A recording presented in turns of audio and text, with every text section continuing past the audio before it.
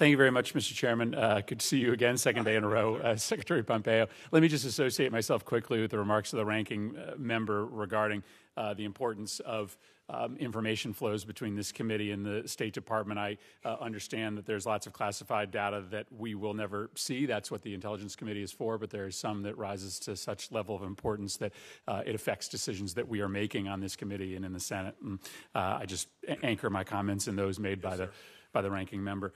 Second, just a quick pushback on a piece of your opening statement. You did note that we are at record numbers of Foreign Service officers, and that suggests there is no hollowing out of the State Department happening. I would just remind the committee that's because we have rejected the requests from this administration to dramatically reduce the budget of the State Department. And had we enacted the requests of this administration, you would be on a glide path to record low numbers of personnel.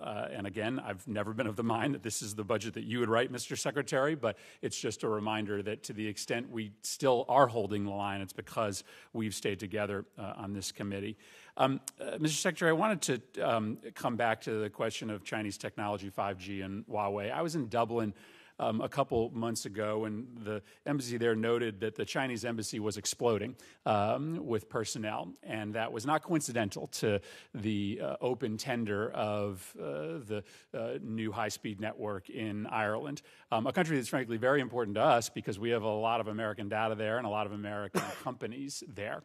And it struck me that we are just vastly outmanned when it comes to this contest. We have, generally in embassies, one State Department officer who's handling technology, energy, and healthcare. And then we have military attachés that, by and large are not technology experts in these places. And so you've talked in previous hearings about leveraging access to the U.S. national security apparatus. But what are the other ways in which we can get on the right side of this fight? I mean, I worry that we're losing this fight badly to the Chinese right now, in part because they just have staffed up and we haven't. I also wonder whether there's an opportunity to leverage U.S. companies, particularly in a place like Ireland, who should be sensitive to American data that they hold being, at some point, maybe way down the line, an object of national security interest from the Chinese. So what are the additional tools that we could give you to try to contest this fight over the global build-out of 5G? So that's an important question.